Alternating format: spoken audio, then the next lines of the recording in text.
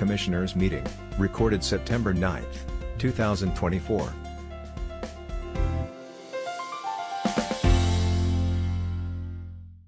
Something came out of there, so seller pays closing costs, or they pay Prorated. something, yeah. This isn't the property with the house on it. Nope, this is the property right next to well 11. That was in question because a couple of owners have wanted to put a septic there, and it would be literally on top of one of our intake laterals. So it's just a vacant lot? It's a vacant lot just to the west of well 11. Okay. A buildable site. It is, and it will be buildable. We'll end up with sanitary sewer out there eventually, and at that point, there will be no need, or you wouldn't get a septic permitted, so then our conflict is over and we can sell it. Sam Lang, Alder Lang just joined as well. Sounds good. On to the sewage department. Again, questions? On 59300, I looked up Lamella.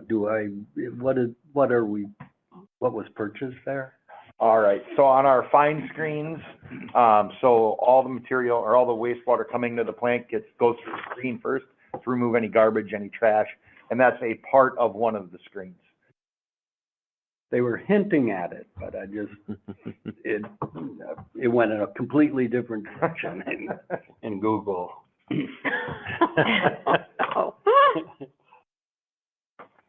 Any other questions regarding sewage?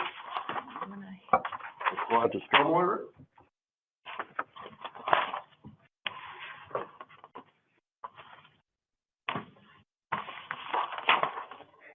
Questions? And final fiber.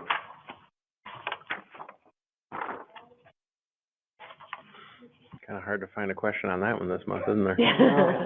I know. Okay, the motion to approve all four sets of claims is in order. So moved. Second. All those in favor signify by the sign of aye. Aye. Aye. All same sign, motion carried. Software upgrades, costs, and modifications. Yeah, so,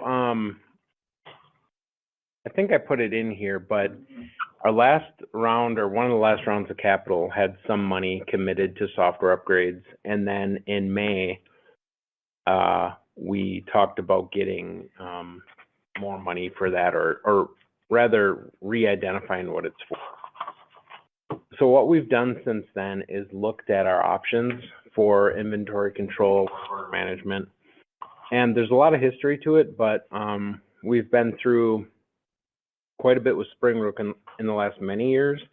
And at the time we went away from Springbrook and then back to Springbrook, all the same functionality wasn't exactly there as there is now. And the functionality we have through CityWorks, which is our current work order management and inventory system, isn't quite what we were expecting. So roughly equal dollars, and we've gone through a lot of time in this room with staff that's going to be impacted by it.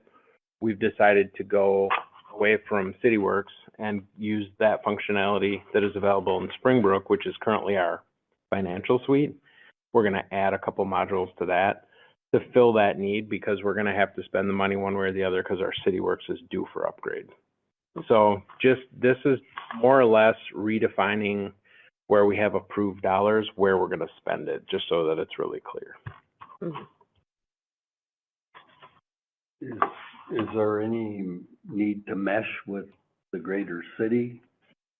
No, Actions, work orders, back and... I don't believe there's any other department that actually does work orders in the city. I could be wrong there, but not that I'm aware. And their financial suite is different than ours.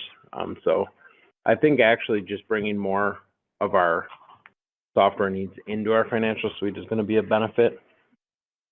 So yeah. Where is Springbrook located? I mean, do they have a physical location, or are they... West Coast? Are they Portland? Yeah. Is there ever a need for them on site, or is it all done remote? They've been on site more and more, as I think happens with everything. they're able to do things remotely. But the last time we had them on site was probably when we went from Starnick back to Springbrook, right? Or did they not even come then? They didn't even come. Okay. down. We did have them on site, but I think it was out. Okay. Pretty rare. Mhm. Usually they're more functional right on the screen in front of us than sitting here. Yep. You know, but they don't even have an address on their proposal or. Oh, they are real, I assure you, yeah. Yeah, Yeah. Just Yep. curious Phone where they numbers. were or what. So the stuff that we see in our list of claims, that comes out of Springbrook? Yeah, those that that's a report out of Springbrook. We do utility billing, payroll, all the ARAP, what else is in there? It's really everything we do, outside of GIS, really, yeah. Mm. So was it May when we approved the large dollar amount for the replacement of virtually everything? So in May, I think what we did is we matched a $16,000 expense to another $16,000 expense to get the capital up to where it needed to be for the CityWorks upgrade. And, that previous 16,000 might have actually been in 23 capital. Okay. So in May, we just redefined All right. what it was and what we needed. And now we're saying, hey, we're not gonna do CityWorks, we're gonna do, Springbrook, but even in May, the motion allowed something other than Springbrook because we were, something other than CityWorks, because we were Yeah. looking at both. This is just kind of here's where we've settled. So this ideally is a long-term alternative to CityWorks. Yeah. Any other questions? Do you need a motion? Or did we handle it the last time? Well, I think a motion would be appropriate just to, Okay. yeah. Approve the, memo as outlined dated September 2024. Questions? I'll move to approve. Second. All those in favor signify by the sign of aye. Aye. Opposed, same sign. Motion carried. Okay, water supply and distribution. Good afternoon. Outside the pumpage report that you see in your packet, I just had an update on our well project that's going on currently. Mid-August, we had a company coming into a test bore on the exact well site and give us a sieve analysis to show us the different levels of sand. That came back, and the engineers now have a screen size that they've approved and submitted so that they can actually bore the well or drill the well. That's about a 6-week lead time to get that screen in. And currently, we're slated to actually start the drilling of the physical well the week of the 14th of October. They'll be on site, completing the week of November testing and abandoning that test well that's currently. Do we know how long the screen will actually be, vertically? 20-ish. I could look exactly. The well itself will be about 80 feet deep. I don't know where the water at. Quick. If it's crucial, I can catch up with you afterwards. Right, it's fine. It's not crucial. It's like everything else I ask questions about. Sure. That's going on with that project.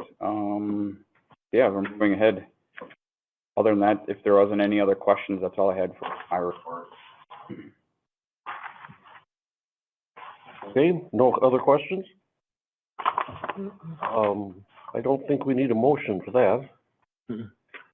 On to the Wisconsin Department of Natural Resources Sanitary Survey. I love the phrase, no sufficient deficiencies. Yeah, so we mentioned this, probably Eric brought it up last month, but we didn't have the physical report in hand yet. I think we mentioned we'd bring it to you this month. This isn't one that requires any sort of, resolution or anything. This is a report on what the DNR found during the sanitary survey of our water system, so it's there for your review, and certainly we're here for any questions, but as you noted, it went very well. I just have one question. Mhm. So when, under system summary, it says the city of Stevens Point is located in Marathon County. No, does it really? Did we move or? That's actually, Thanks, Lauren. I was like, wow. to that end, Sure the DNR Little knows us that well. we do have a brand new, engineer. Actually, it's been really nice working with him, but he must have, Oops, It's a copy and paste template. that's okay. yeah, Just thought that was. Right Right there, there. the summary. I mean, good catch. well done. Yeah, this is our third engineer and 3 cert. Yeah. Oh, gosh, So you'll be in contact after with them about another. making that change? Marathon County, yeah. Absolutely. Great acceptance. And Joel says we don't need to take any action on it. Excuse me, Paul. Is sanitary survey supposed to be a paperwork? No, they're on site. He was on site for a full day. This is one of those things that years ago, it was very, very standard 3-year schedule, and they still try to do that. It varies a little, but, it goes through everything from the well houses to your cross-connection control records to your emergency chlorination plan. It's kind of soup to nuts review of your drinking water system. So he is on site. So if you go out to each of the facilities that we operate and take a look at them. Yep. Question related to the number 1 recommendation, where we're going to relocate extra emergency generators from well 11. How did we come about having extra? Good question. So when well 11 was built, it was actually, the generator wing that's out there has 400 kW Kohler generators in it, natural gas power. The current 11 with current treatment can run off 1. But if you look at the treatment wing of well 11, it can be added onto to actually match the capacity of the well. Because right now we can treat comfortably, it's under 3,500 gallons a minute. It's maybe 3,400, somewhere in there that we can actually run through filtration. But that's the well is not even breaking a sweat, right? So if we ever needed the capacity of well 11, full capacity treated, we could add on a ton of treatment. That treatment would add more electrical demand, and pumping more water would add electrical demand. So the generators were actually sized for ultimate build out, which there's some history there, I suppose, but I guess the good news is that what we're doing is finding ways to productively use that equipment in other places of the production and treatment part of our operation, so. Yeah, and probably any time that we would need that capacity, the generators would have timed out and. Yeah, I mean, so to actually use the full pumping capacity of well 11, we'd have to bypass treatment. And you could bypass treatment with 11. The water's high quality enough. You don't need to actually run it through the iron and manganese removal in the sand filtration there. So we could pump it more than what treatment can handle, but we don't really plan on doing that. So we'd rather have the backup pumping ability at well 7 and 8. Another question, as you're going through here, I kept bouncing around from well to well, and then they continue to mention entry point 200. Yeah. Is that a physical? Yeah. Or is there one entry point 200, or is it just distance from? So our well field, when we talk about our well field, we talk about this off of East Maria Drive by the airport. It's got well 9, well 6, well 7, well 8, and well 10. Entry point 200, normally they'd be named after the well, but this, because it hits the rest of it, right? This is entry point 200 right here. Yeah, EP 11 is well 11, EP 4 is well 4. So it's wherever that treated water enters the city system. But 200 is a combination of them. Because there's multiple wells that go through one treatment facility and enter the system at East Maria. So all of those wells get the chemical treatment they need from this building. So chlorine, fluoride, polyphosphate, all are injected into a common main right here. So beyond that point is what entry point 200 is. I wondered if that. Okay, that makes sense. Okay. There was one other point on page 4 where They talk about suspected bacterial issues, but, you know, for one of the horizontal collectors, so it's shut off. But then, elsewhere in the report, then it says there's no bacterial issues, so what is it? So, right here, do we still have one of the laterals shut down? Do we run it that We've way? been rotating them, yeah, and we'll flush it to waste.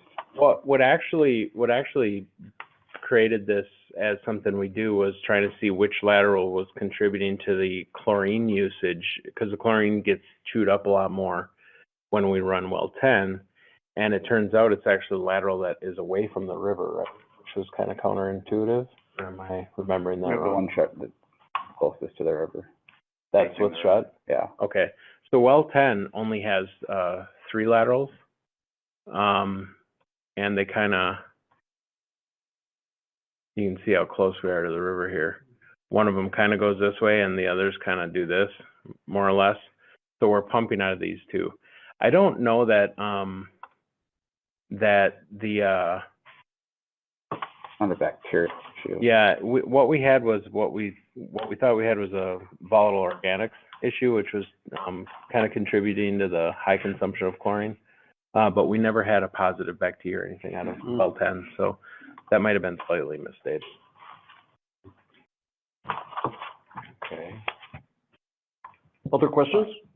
On page 6 at the bottom, they talk about the 350 private wells in our district. Are those irrigation wells or are those private homes with? No, when city water is available through our distribution system, it's required to be used for domestic purposes. So these are largely irrigation wells, and in a lot of cases, they're wells, many of them pre-existed them being on city water. Mhm. You know, so if you look at our boundary adjustment areas off, you know, southern part of the city where that used to be town of Plover, not village, where they went through that 10-year period, a lot of those people kept their wells and kept them for irrigation. I had one. Yeah. But that's not the case, you know, strictly. There are some others that have put them in for irrigation. And then there was one more on that same page where, you know, talking about lead and copper showing up in the system. You know, but it seems they've been removed from the gooseneck fittings that we were chasing on the north side, but I mean, just in general, that there's. Yeah, I mean, we've stayed below action levels on that in the past, with one minor exception. And that's test 7. How often do we? 3? How often do we? Lead and copper, 3 years. Every 3 years on that testing. But the inventory component of this to comply with the program, really, it benefited us to have all of our goosenecks out, the lead goosenecks out by the end of 2023. So we did. We had them- right. Yep. In that program, what they require is first draw samples. The water has to sit stagnant in the pipes overnight. So first thing in the morning, the residents that were in our sampling pool that were approved from the DNR have to, first thing they do is fill up that water. So it's all the water that's sitting in that faucet. Could be an old leaded brass faucet, could be something brand new.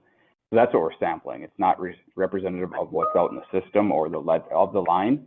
There are some sampling criteria to do 5 liters, so you do 5 total liters, and that tells you where it is all the way out to the system. But the only one we have is just the first draw sample. There are elevated levels. It's more likely they're plumbing fixtures, and we let them know right away. And, yeah, I misread then. I thought it was out in the system. I thought, oh my gosh. Good questions. I have, there's 2 on security. So one, they recommend a daily security check for the doors and windows. Like, what does that mean? Check all facilities every day. They all around. You walk in, make sure everything looks good. Okay. Yeah. On top of it, the entire well field is fenced concurrently with the airport now. So there's a 10-foot fence with a 2-foot on it. Yeah, Yeah, so we've got that. Well 11 is Sure. fenced. Coyotes can still. yeah. And then the cybersecurity piece too. Yep, so there was a risk and resilience requirement, I think it was middle of last year, before that, 23, yeah. That it was due, and we went through that, and that was all cyber related. They did not only, a review of kind of practice, but they actually sent folks on site and, had them pretend like they were supposed to be there, and you know, Chris caught them across the street, walking around the treatment plant. Yeah, it was good, so, Little yep, wave. we've been through that, yeah. Yeah. Great. Place was on rocks. Yeah, we've been through all of that as well. Okay. Do we need a motion to accept this? Nope, this is there for your info to review. It's basically, they come through do their thing and then write a report, so. Okay. On to, treatment operations, Chris. Is this report otherwise public? Yeah, I mean, It's under our, yeah, in our website. Okay. Marathon County. Yeah, right. State of Minnesota. 5 minutes. All right, the wastewater plant met all of our permits for the month of August. We were able to, I know in the last meeting, we did get an approval for some SCADA server work, because our SCADA server had just at that point crashed. They were able to recover everything from that crash and actually got our old hard drive working again. Good. But that is definitely a warning sign that we need to do something. So in the next coming months here, we'll work as a group and make sure that we get the proper plan for how we're gonna proceed in the future. But at least now it's not under the gun rush. It's just that, hey, we know we need to get some work done and work through it and get the best product we can, the most relevant to what we do. Sure. If anybody has any questions about any of the stuff on the screen or wastewater in general, let me know. Any questions? All right, thank you, Chris. Shane, on construction and maintenance? Sure, just a couple highlights to point out. One of our crews is working on wrapping up our project on Industrial Park Drive to install some storm sewer pipe. So that's getting buttoned up, paved by the streets department, and we'll follow up, topsoiling and restoring. that project, real quick, is a pretty, I guess, long time in the, oh, I'm not doing that now. You want me to log in? No, I tell you, it doesn't work. It's really nice, because every time that we have any serious rainfall, we end up with a person and a pump there for hours and hours. So it's gonna alleviate a lot of that. Not to mention, there's a road that can disable vehicles right by Station 2, which isn't a good thing either. So now that'll all be taken care of. No more flooding over there. Yeah, that was a common spot to, be putting up the high water barricades and, warning, but that'll be, all rectified now with our project that we've been working on. North, you gotta go north, Very good. right there. Now, that direct discharge right into the Plover River and McDill Pond, does that have a nutrient flow that we gotta cut weeds for McDill? Nope. No. It actually goes into a retention pond. Yeah, it goes here first. Yeah, before it overflows. First settling. Yeah. It gets pretty green in that pond, so. In that pond, yep. Yeah. Yeah. Seeps. Yeah, for sure. There's so I guess what it comes to is, so what we're doing is alleviating the flooding that occurs right in here. That we have a low spot. It's right about here, right? And so everything here gets pumped over there now. So we didn't actually add anything. We're just doing it passively. So, but I understand your point. And even though, and if I had the utility map on, it'd be a little more clear that this is a facility. clear how that works. Are there two pools there? There's one, right where you have your cursor, Under 4201, Joe. and then. Oh, it is, yeah.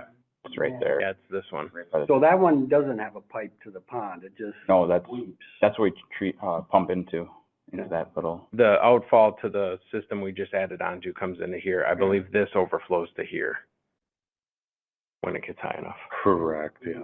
Yeah. Not a lot of standing water in that pond. This one? No, yeah, Yeah, that no. one. It's just, hmm I've wondered how it ever worked, or it worked so well, it just, Which one's lined? This one? Or is it this one? I think it is that It's one, this one? Okay. I believe, yeah. Well, we can dig into that a little more just for the how does it work perspective. It's been there a while. It Mhm. needs occasional maintenance and stuff like yeah, that. but- you know, the one just to the left, Mhm. that pond, you know, it has a direct outflow. Yeah, yeah, The this far west corner. yeah, this one's always connected, yeah. Yeah. And that, I mean, that thing was anaerobic. hmm It's just pea soup green. Yeah. At the bottom, there's no plant growth. It's. Yeah. Kind of stagnant. Neat, yes. Well, there's no flow through it, you know. It's just, yeah. Yeah. So we're discharging to this one. Sure. Let's talk about that a little more, but yeah, Mm-hmm. Put on the radar screen. Yeah, of course. Yep. So other than that, you know, we've had, the water guys, we've had a few, water leaks, but they were isolated to manhole service leaks, that were repaired over the last month.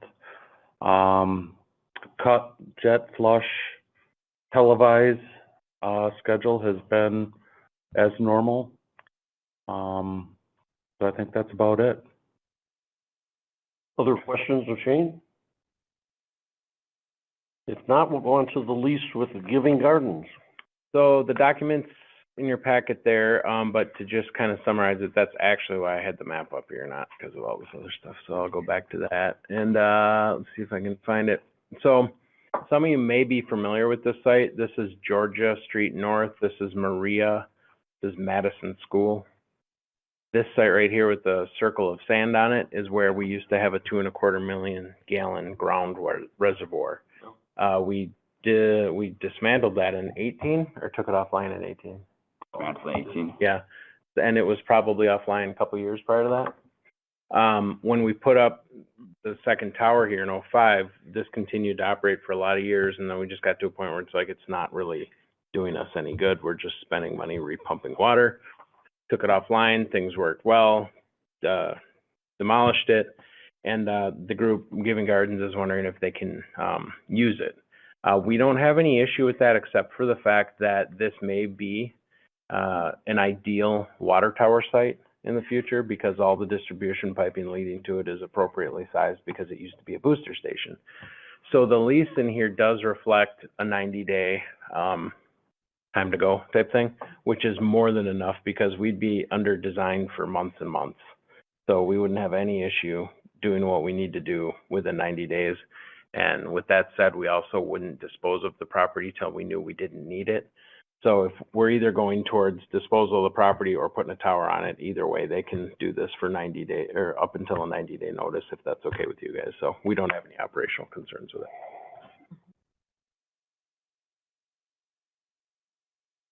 Okay, do you need an approval of the lease? Yes, please. I'll also go to Plan Commission on this because anything with property rights has to, but since this is a utility property, I have to come here first. Is the intent to use a portion or a? They'll definitely start on the parts that aren't this. You know, they'll down here and over here, they want to put some fruit trees out and stuff, I think. They're gonna do something this fall yet that's in here.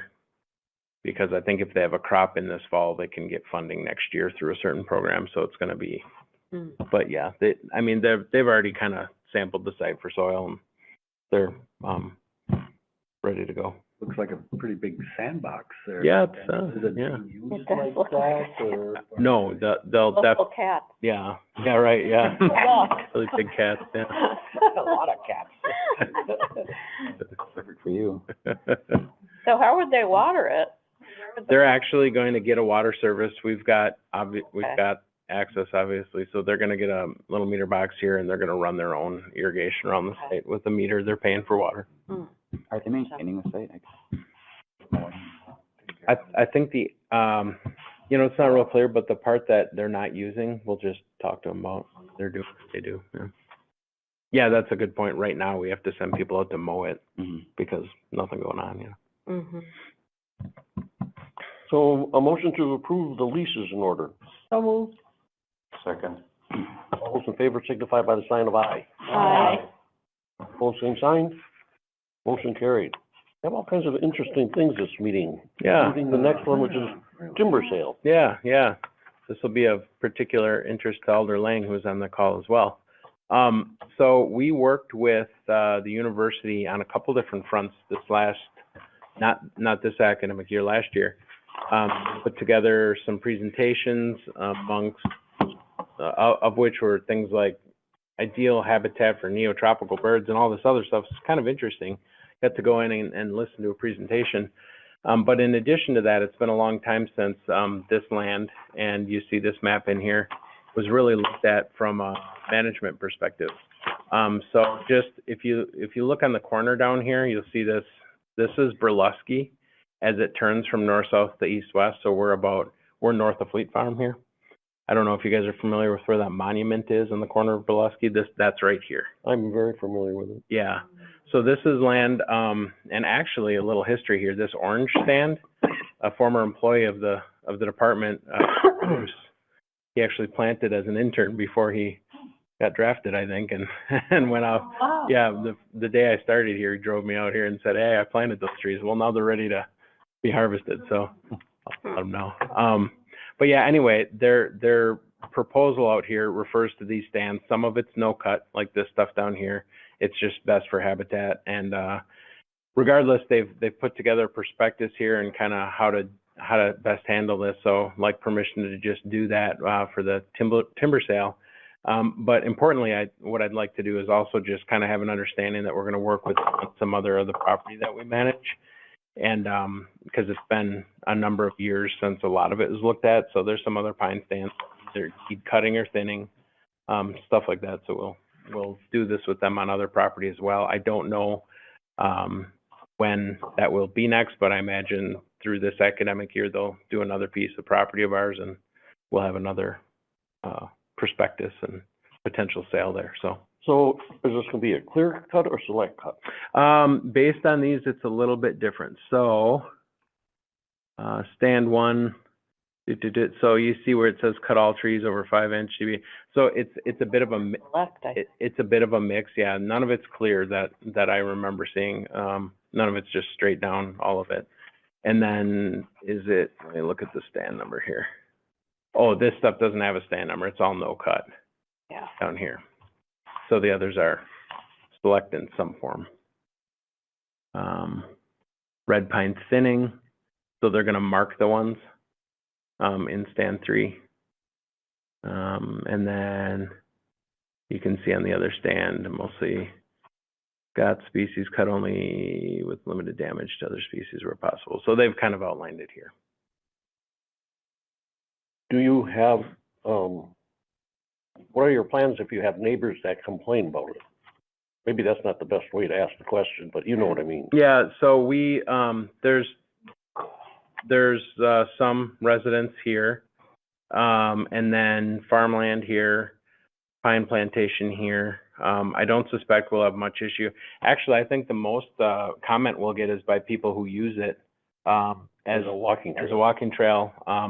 But this actually accommodates that quite well. For anybody who's walked it, the path goes kind of along here and then through here, and then it comes up on top and you walk between these two stands and back out. So I think it'll actually not be super impactful, although there'll be some pretty good activity in there for a little while. It won't be. So the stand 2 areas that are labeled there will still have some existing trees remaining. Yep. Let's see. For stand 2, what does it say? Those cut trees marked with orange only. Yep. So they're going to actually mark what they want cut on that one. Okay. What is the long-term plan for this parcel? Just hold, is it recharge, water recharge? Yeah, Watershed? it was procured for wellhead protection, I think in the sixties. I'm not sure on the date exactly, but the plan's to maintain it for that because we're actually, you know, to get there by car, you're a lot further away than it seems. But when you look at the well field here, that property is up in here, right? So we're adjacent, and we're not too far from well 10 and the rest of the well field. So yeah, the plan is to hold it for wellhead protection. Now, is that like a public pathways that are there? Are they maintained? Not advertised as such. They're not really. I mean, we've done a little bit of maintenance on them so we can get our own vehicles back there. So if there's a blowover or, you know, something big, we have monitoring wells on this property. And so we need to be able to get at least a pickup truck through there, which is why they're maintained to the degree they are. And that makes them really handy to walk. So people do. And it's beautiful back there. I mean, yeah. I'm interested. Yeah. You know, now with the Green Circle putting that bridge across over, is there? So there's a long-term plan, not even half-baked yet, that it would be very nice because the properties are connected enough to actually cross again here. And this you have to jump corners. I think this is city, this is not. So we need to work something out there, but at that point we could cross and connect with the Plover River Trail, and it would just be a really, really kind of amazing addition to the whole thing. And we've talked about it a little bit, and I think it's even a footnote in the next version of the comprehensive plan. But it's a ways out. Now this line you see here is a buried high pressure gas line, and we have had some people just volunteer their time who have the credentials to say so, like former Army Corps and stuff like that, come out and say, yeah, they almost created a ideal crossing for you here if you ever choose to do it. So we know that it's possible. All things are possible, right? Just how much money, you know? Yep, it's just money. So yeah. Okay, so we need a motion to approve the timber sale as outlined. I would move to approve. Second. All those in favor signify by the sign of aye. Aye. Opposed, same sign. Motion carried. Joe, do you have a report? Nothing to add this month. Motion to adjourn? So moved. All those in favor signify by the sign of aye. Aye. Opposed, same sign. Motion carried.